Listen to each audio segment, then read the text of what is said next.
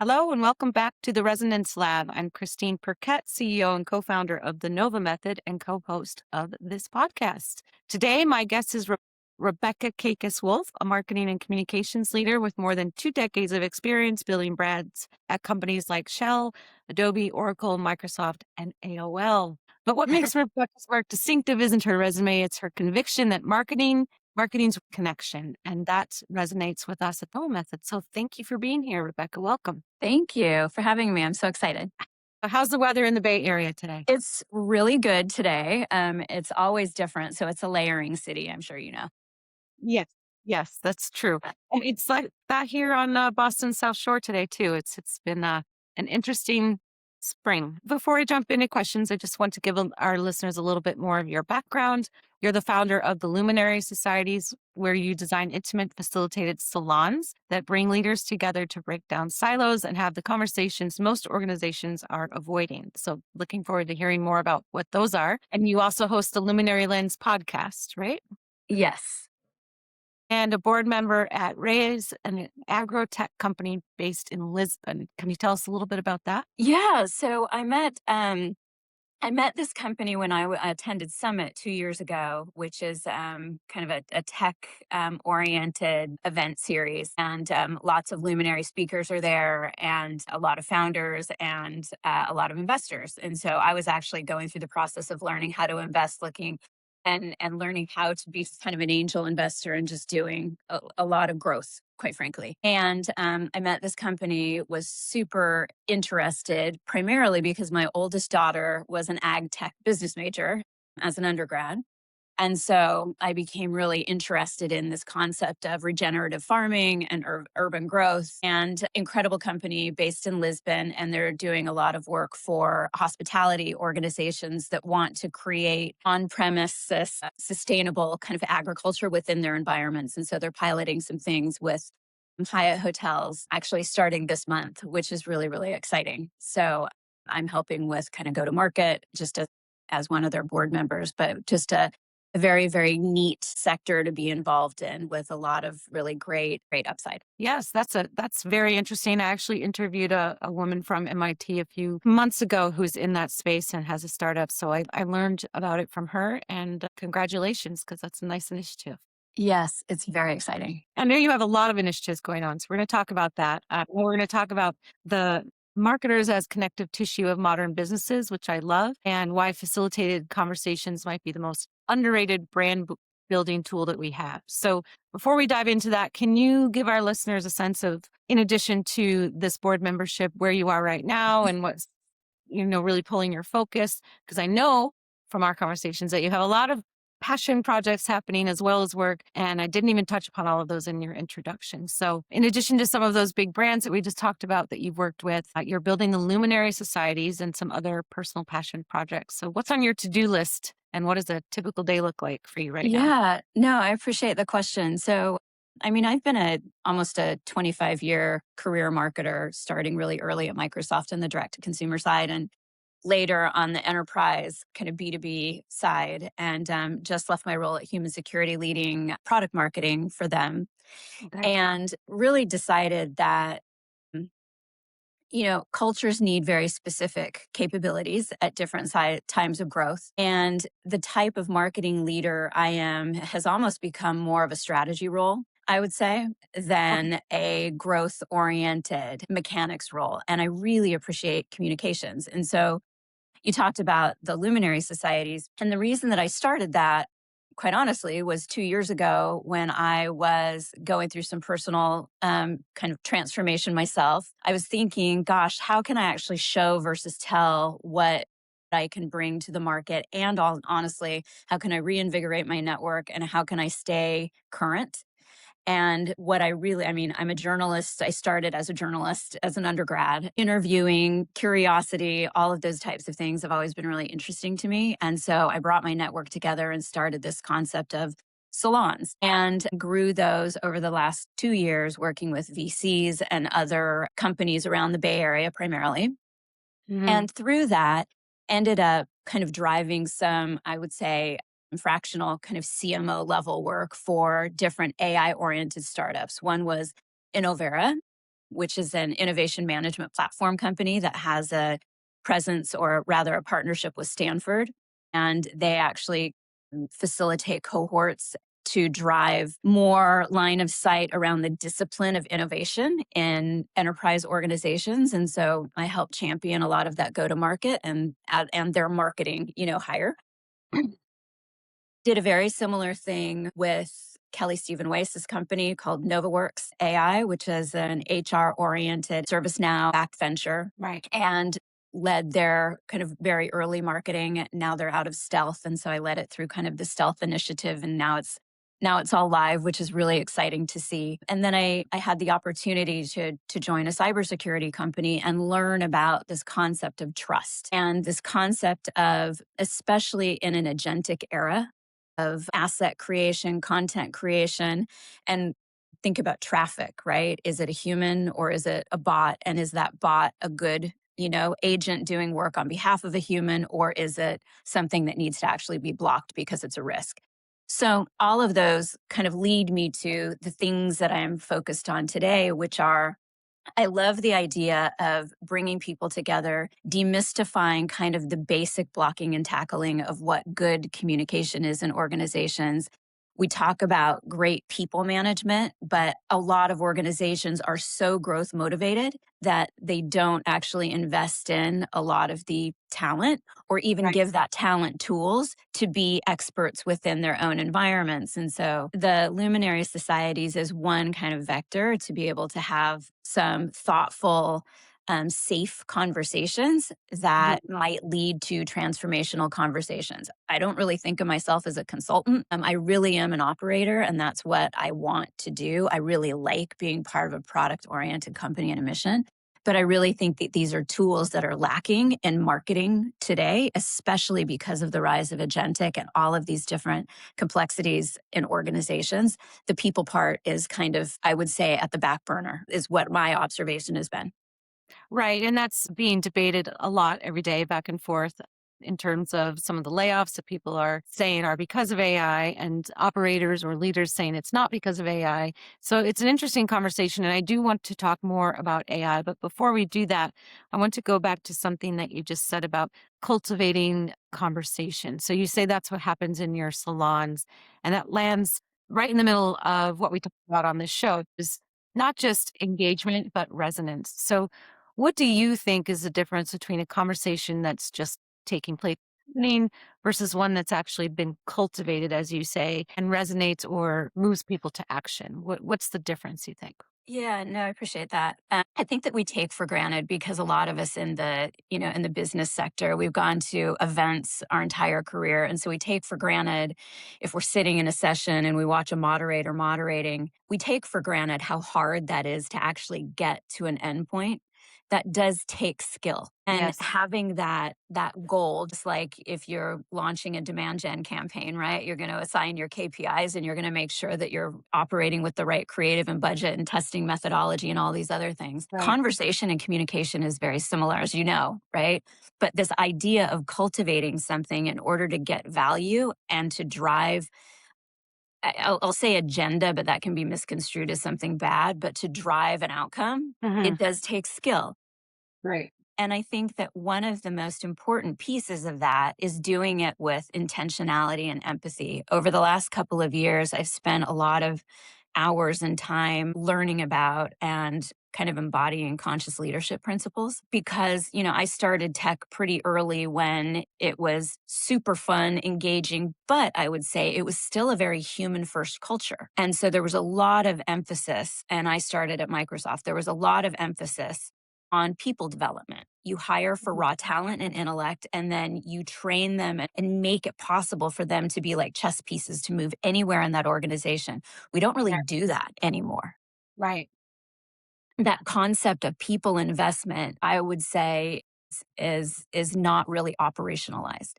And so, I mean, even Harvard Business Review, cites that teams that communicate with empathy resolve conflict and challenges within their organizations so much more rapidly. And this is in this document that I'll leave with all of your listeners as well. And so For marketers that sit kind of at this inflection point of their entire business, right? I've always seen marketing as this kind of hub and spoke model. Yes. You're always navigating priorities. You're always navigating resources and friction points associated with resources. Who does what? How do we do it? Narrative. Who owns what, right? Is this a product led thing? Is this a sales led thing? Where Right. does the marketing piece fit into that? Who gets the credit, right? For X, Y, and Z. And product marketing is even far and farther away from that because it's harder to measure the impact of great thought leadership through a pipeline, not from a PR perspective, but like through your pipeline channel. Right. And then what's the pace? And this one I think is really interesting is that we don't really measure like how one organization might have an agile methodology, but another organization might do something completely different from an operational perspective. I saw this um, at one of my last roles is that the tension between how long it took for, say, one organization to do the work versus another part of the organization to do the work, that created the most friction and tension. And it actually led to a lot of conflict. So, what I'm advocating is that, I mean, obviously all leaders, but I think it's really important for marketers to be the arbiter of kind of how not only owning the go to market function from a certain perspective, but Right. actually championing how to do that healthy, how to drive culture, how to gain consensus. And that takes tools and that takes the ability to be able to foster that and cultivate like a conversation that might Mhm. be harder and to create a safe space in order to do that effectively. And I love that you use the word empathy. I think it's such a resonant word right now. Do you have advice on where a leader could start to think about how to still be authoritative as a leader needs to be, but be empathetic to a workforce that is comprised of many different generations right now, right? We're working with like Yep. three different generations, I think, at this point. Yes. So, do you have any tips on how a leader can start to think about empathy while still remaining that authoritative figure? Yeah, I love that. It's interesting because a friend CMO of mine at a leading beauty brand, she had the same tension. She came to one of my salons. This was Mm, last year. And that was her question. She's like, I've got this span of age groups. We don't even share the same vocabulary. yes, that's And my sense of urgency to meet, shareholder value and, it was very different. I think one tool to answer your question, I actually took my last team at Human through this exercise, and that was a facts versus stories exercise. So one is to demystify where the conflict or tension might rise. And what happens so often is that leaders think that they have to have the answers. I actually don't think leaders should have to have all of the answers. I think that they need to create a space for everybody else to arrive at that answer, but that takes time. That takes prioritizing that as a yeah. something, right? Hmm. And that takes energy and skill. So the fact versus stories exercise, which is honestly a very traditional conscious leadership framework or exercise rather, basically lets you say you've got an issue, right? And you write that issue down. Of that issue, right? It can be an issue with a friend, or it could be something that you're struggling with a colleague, or it can be maybe a misalignment with another team or your boss or something, or even on Yeah. a personal side. What are the things that if you were to take a photo of it would be facts? You can't argue with that. You write those down in one column. Then Mm, you say, okay, I'm looking at that. What are the things that I'm telling myself about that thing? They can be feeling statements, they can be things that I've dreamt of, right? Those are the stories that I tell myself. When you start to actually organize your thoughts like that, you can actually start to develop empathy because you can actually see how something could be seen in a different way. And it's yeah. kind of like this decision tree, I would say. And I'm talking with my hands, I tend to be a really kind of creative thinker and I live in my head a lot. So Yeah. frameworks are really helpful for Yes. me. So it gives me For me too. guidelines, it gives me guide rails. So for me, that was a really handy exercise and it helped my team work through some things that were conflicts. And that was anything to do with we've got this launch that's happening, where's the product, where's the this, and Right. it helped to resolve some of those issues and then create a framework for them to go back to their subject, their SMEs or their, other people that they're working with in the organization and help to work on solutions rather than firing off a Slack message that wasn't as nice as it should have been I and love that. creating more tension. I love that. So trying to help everyone understand where the other person's coming from, whether it's fact or feeling, Right. both are important to address. One other thing you said earlier about leadership made me think you said they don't have to have all the answers. And I think one of the things that I like to say both to my students, because I teach, and as well as my new employees, like when we hire someone, and I just talked to college students about this on a podcast the other day. It's like, don't be afraid to ask questions. You said they don't have to have all the answers. And I think that employees need to feel empowered that Yeah. questions are not bad. And that's not just from learning like where conflict might live, but just in terms of growing and cultivating your workforce and making it a safe space where questions are encouraged. That's how we learn. And that's how we not only get Right. to know each other, but we all broaden our horizons, so to speak. So Yeah. I agree with that. And I love that your advice on that. So thank you. Yeah, that's an interesting point, though. I facilitated an event last October at Menlo College, and it was for a fundraiser for the Tusk organization. Yeah. And there were a bunch of students that were in attendance. And it's interesting that you say that because I think, getting back to your other point around kind of culturally the different ways of working, I would say with different age groups, Hmm. is that there is a reticence that I've even seen in the workforce too, but even talking to students where that safe space is necessary. And I think that in education, you can find it. But Mm. when they transition into the workforce, we're not embracing those cultures all of the time, unless there is like a pipeline for, say, MBA students or first, undergrad roles. That's not the culture. And I've actually even seen this through my daughter as she's transitioned from college into her first career, where it was a safe, cultivated space in college where she could kind of flourish and grow. That is a completely different structure for that first job. That's And that has been something that has been really illuminating and kind of alarming as well. So I can see, you have to make a conscious effort to onboard at different phases and stages, not for the job itself, but for that person coming into that role. I love that. I love that. And that aligns with my next question, which is around trust, the concept of trust. And you have talked about, just checking my notes here, sorry. You shared a really sharp point of view about trust as infrastructure. So the idea that marketers need a trust layer built into their tech stack or their stack in general, especially as agentic AI takes over more of the funnel. And you mentioned the funnel earlier. I feel like AEO, GEO is top of the funnel. What happens? Talk us through that thinking about trust as infrastructure and what you think happens after a brand is surfaced in an LLM, for example. Yeah, no, it's a great question. So, I mean, this trust concept is a very large topic in the cybersecurity space, right? It's Okay. like, it's a trust or not concept.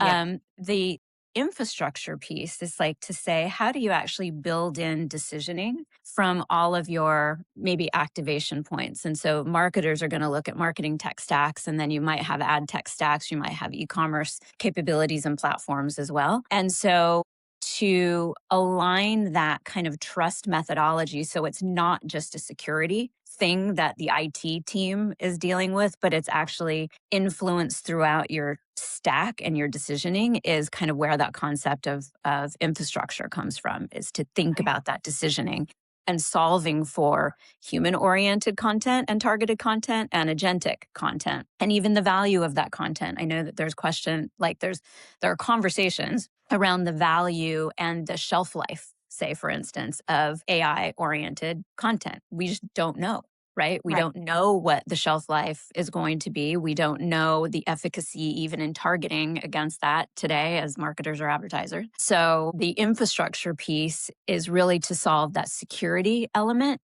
but also how you actually then build optimization attached to that. Does that make Right. sense? Within each of your activation points. And those are, I think that in the cyber like security space, a lot of companies are starting to have that aha kind of moment Yeah. because they can see the types of traffic coming in, and now you can actually activate and decision on agentic capabilities and traffic. So you've got other teams that are doing that, a lot of different companies. It is interesting though too, along those lines, there are a lot of conversations around context, operationalizing for context. And so Mhm. that's another way of saying that infrastructure piece is critical, where we're talking about this idea of agentic, meaning that we have to, as marketers, we have to go how do I say this? We have to have other ways of looking at contextual information for all of the things that we're trying to solve for with our campaigns or editorial or whatever the things are. And that we've got to have a context decisioning layer that's a part of that. Right, right. I think in regard to that, as well as to the trust layer, it's interesting because I think it brings back the importance of good communications and brand narrative.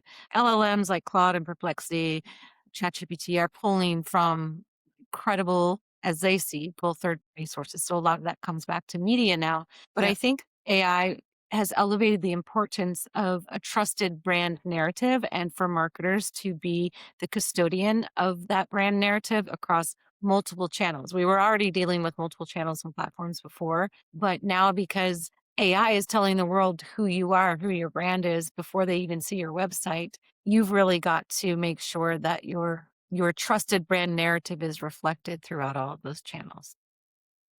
Yeah, it's interesting. I do see that, and I'm not sure if you're seeing this too, and it's evolving so quickly, but also the way that SEO is impacting the AEO components of it as well. So content is kind of everything again. And so kind Yes. of getting back full circle, I started my career because I was headhunted from a startup in Seattle where I was a journalist. I was a daily newspaper reporter covering the education beat in Florida. And I was headhunted because people needed people to write things and Mm. contextualize really difficult and hard to understand concepts because we Yeah. just simply did not have the vocabulary for this new kind of technology world. And so that's how I actually got my start.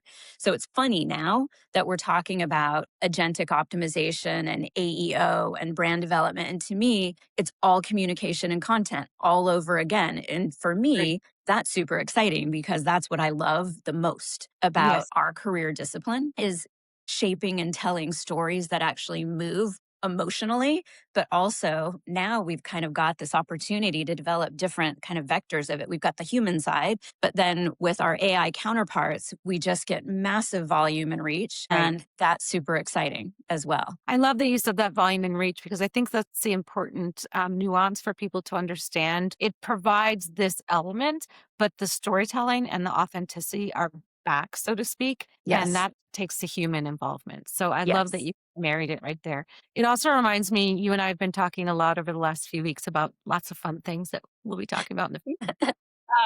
But you said something about what is a brand even for anymore? Like, who are we building brands for? Is it for the humans or is it for the synthetic agents that mimic human behavior? So, can you elaborate on that a little bit as well, since it ties into what you were just saying? Yeah, it's kind of interesting. I was just thinking the other day, as marketers, we know that we actually want to create something that embodies feeling. We want people to actually care. That was always the ethos associated with, building a brand team within your organization. You wanted the hearts and minds of your customers, right? But the marketing discipline I've actually seen shift so much to like an over index on the massive commercialization and growth metric approach, which is absolutely important because businesses are in the business to convert and sell and to move commercial success. That's completely understood. But that value in driving that hearts and minds, it does beg the question, like, what does a brand need to represent now in this new era of agentic when we know that, say, for instance, if an agent is shopping on your behalf and looking for a price discount on your favorite pair of Valentinos or whatever, Yeah. is that brand awareness with Amazon versus Valentino.com versus Saks.com or whatever, that's no longer relevant. What's Right. relevant is the price, the affordability, maybe the shipping, the other mechanics and metrics associated with that. That's what's Yep. going to happen in commerce, right? Mhm. And so that gets back into like the product is really critical potentially, but it begs the question, like, what are we going to solve for from a brand perspective? What does that need to mean? Yeah.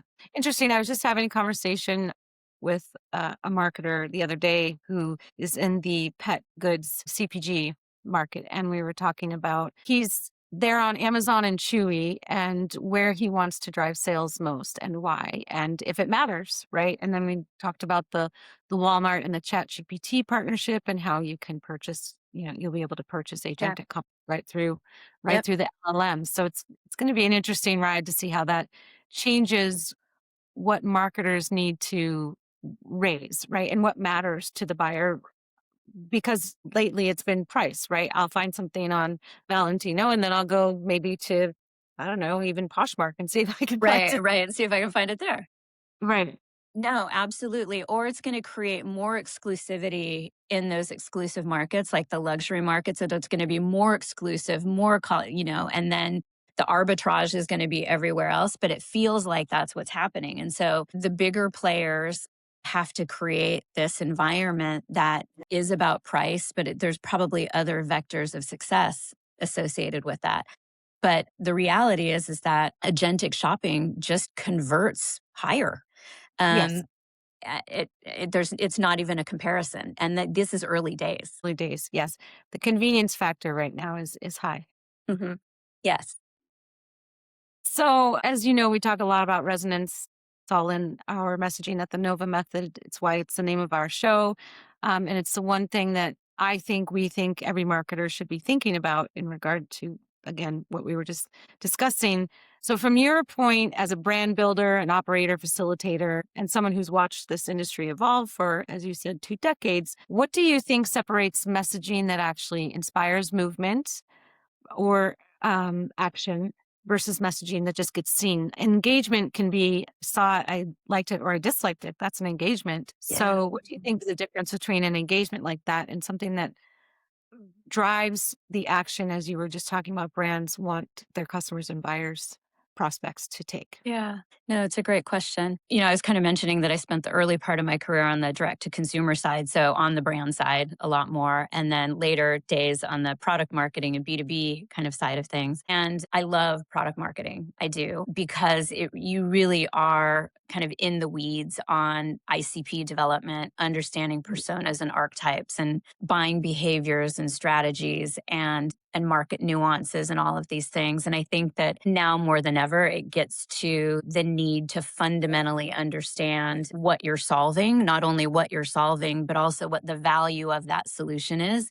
to that individual that you're selling to, and and we talk about a lot about pain points and addressing pain points and personas and product marketing. But I think that brand marketing should actually start to do the same, because of the rapid pace of agentic and because of the personalization capabilities that are going to be driven at scale. Gone are the days of LinkedIn as the only B2B kind of channel for business people, right? When I'm Yes. scrolling and looking at my, horoscope at midnight on Instagram, and all the reels that are associated with that, or I'm watching my daughter, on our TikTok, I'm also seeing ebooks for X, Y, and Z B2B decision makers. And so Right. understanding place, value, context, time, the unique needs of me as me, I think is what's going to help brands create that brand value. So getting back to that earlier conversation around, agentic shopping and this kind of arbitrage kind of model, potentially, brands will stand out if they understand fundamentally what their customers need and how to align with those needs in those moments in time. We've talked a lot about it in kind of CRM for decades, trying to solve that through nurture campaigns and other things like that.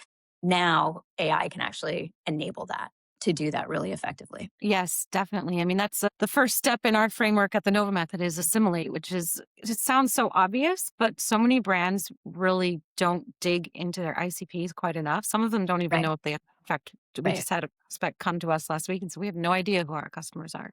And they've been in business for quite some time. So I think it's also like the motivation of the buyers can change with what's happening in the world, what Yep. they're caring about. I mean, some buyers, specifically in the consumer market, values might matter to them more than price. Others, Yep. they don't have that luxury, right? They price is what is at the top. So I love that work too. And I love that you brought it up as a part of product marketing. What are you hearing? So back to your salons and the types of people that attend these salons. Yeah. Can you tell us a little bit about, what are the conversations that are taking place in that room, and what are you striving for and how do you resonate with those attendees so that they have great takeaway, or they come to the next one, or they tell people to attend? Yeah. So the what I try to do is I try to actually cultivate a great cross section of different types of thinkers because it's a little bit like entertainment, right? So it's an evening of kind of intellectual curiosity. You might be solving a problem or helping to solve a problem for a business, but we're going to have a thoughtful conversation. It might be around innovation, or it might be around new themes in, whatever the topic is, or it might be Mhm. around kicking off a campaign for a nonprofit and digging into why this, why now type of thing. But it's an entertainment driving business kind of element. And so we're really good at staying with we talk a lot about our networks and our community, especially in the business world, right? Yeah. But those tend to be all the same people, right? We tend to cycle in the same, but in our personal lives, we might be at the soccer game on a Sunday, or we might be at the theater and we might be on the board of X, Y, and Z. That Right. represents my whole unique world. My salons are an embodiment, honestly, of my world. And so I bring my network together. And that's individuals from the arts community to education to financial services to tech to you name it. And what that cross section does is that you actually get insight and feedback and a completely different point of view I from love that. somebody else. Yeah. And everybody walks away feeling like, wow, I actually enjoyed this really sweet. I've had people call them sweet and, conversations, but they walk away feeling that way. And that is a really great thing to feel like you added a little bit of joy and a little bit of spark from a thinking perspective, but that it was actually engaging. And usually I curate them with some kind of thought leading questions, have maybe a speaker or two, maybe there's a panel, we talk through things, engage the audience participants, because I don't think that the people in the front of the house are always the ones with the answers. It's everybody else too. Everybody's an expert. And so to cultivate that conversation and to create a space to do that is really key. At the end of kind of the session, I have everybody who participated share basically who they are, a reflection. And that in and of itself is the best piece of it, is that reflection, because those takeaways are invaluable. It's almost like you can use these sessions to conduct or test different use cases. They're really valuable that way. That's so smart. And it goes back to exactly what we're talking about is when you say the word sweet, I think people feel heard based on how you've described it. And when someone feels heard, they have an emotional reaction, right? And I think that's Mhm. what brand marketers need to do as well. And that's the whole resonance theme is I hear you, I understand you. I'm going to do that before I tell you all about what I can offer to you. Because Yes. if I'm offering something to somebody or something that I don't understand, it's not going to resonate. It's going to fall on deaf ears, or it's going to Yeah. be ignored, or it could even incite some frustration. So I love that. I think that's super important. And Yeah. being heard, especially today with all the noise that we have and the fact that we're communicating with bots probably more than half the time now, it is nice to get into a room with other humans and just share the experiences. And I love that you talk about different industries and backgrounds. I think that's so valuable as well. Yeah, it's a very good, that cross section is very good. I mean, obviously I've curated them for other types of companies that want to maybe validate some use cases or conversations with maybe stakeholders or maybe potential investors. And so those tend to be a little bit different. But the idea is that you create a space where you can have very, very open and collaborative conversations. We don't record, so I never record them. And Okay. that's intentionally so that people feel free to share. And it's interesting, even in these kind of conversational settings where most people, I'm the one that knows everybody maybe in the room, but a lot of people don't know each other. There's still a lot of sharing and breaking down of kind of barriers, because what I have found is that people are struggling in their roles. They're struggling, and it doesn't matter how much tenure you have, it doesn't matter what your role is. There's frustration, there's burnout, there's misalignment. It all comes down to Yeah. communication. It all comes down to all of it. There's fear, and that is exposed through these types of sessions, both men and women. I wouldn't say that it's one or the other. That's been really the most beautiful part of it, is that, and I have intentionally had a lot of age range as well from my network. Oh, good. which also it's the same validation. So it kind of doesn't matter which part of your career you're in. Yeah. Everybody is having this human connection, and it does drive business results because you break things down in those conversations. And so that's the idea behind it. I love that. So that makes me think, and before I ask you where everyone can find you, and I know you have some resources that you're going to provide to our listeners as well, but you just talked about being human and connecting on that level. Do you think that brands need to think humanly? And if so, how can they go about doing that in this day and age of AI? Yeah, it's a great question. Yes, is the answer. I think that you have to do it through authenticity, though, and I think that's the toughest thing. I think back to the golden era, if you will, of like advertising, right? And the things that resonate to this day. I mean, I'm of a certain age, and so I remember, ad campaigns from like the 70s that are still in my head because they connected that emotional appeal. I think that's what needs to come back, which is why content is so critical, which is why authentic human perspective and storytelling is so critical, because there will be a time when we don't know the difference between human and agentic stories or validating a human approach. So there has been this conversation kind of on this coast in Silicon Valley with a lot of the AI kind of tools and deployments that and other kind of products or technologies that want to preserve human sentiment or human content or human storytelling. And AI is going to say what I just said a lot better and tighter, but it might lack some of the other things that are just the human piece of what I'm explaining. And I think that brands that can actually still resonate with the human piece, Yes. I think is going to be very critical. So it just gets back into that kind of storytelling 101. It's funny that you say that, and it brings up such nostalgia for me. You make a really good point that it's about understanding your audience and being authentic, and that messaging really does stick. Two of the ones that I remember, and I was a child in the 70s, and neither of these were appropriate for me at the time, but Virginia Slims and It's funny. You Can Bring Home the Bacon, Ajuli Oh, Perfume. right. And fried up in a pan. Yeah, And it was all about female empowerment, which is totally. Oh my gosh. That's already so that funny. babble, but that's a different That's going to podcast. be going through my head all day now.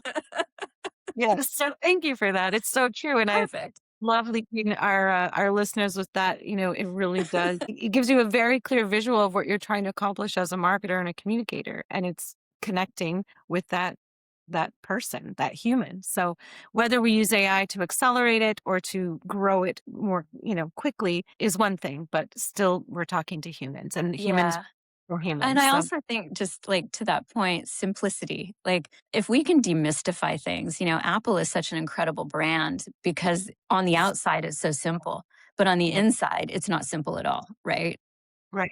And I think that simplicity and kind of pulling down back, the onion layers, as it were, to kind of expose the basics and just do those really well for a brand will resonate. Yep, I agree. And as communicators and marketers, that's our job, is to take complex situations, products, services, and make them understandable, right? So thank Right. you and along those Yeah. lines, you've created two resources for our listeners: the Art of Cultivated Conversation ebook, and then a collaboration toolkit. Can you tell us a little bit about those and where they can find them? Yeah, no, thank you for that. So I did just little, assets that you can actually use yourselves. So one is kind of an ebook around how can you cultivate some conversations within your own organizations, why that might matter, and some tips and tricks to doing that effectively.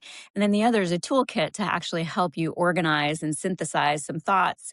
Not really racy modeling, if you will, but something similar so you can actually start to break down certain types of communications. So I produce those, and those can be found obviously through your channels as well, but through theluminarysocieties.com.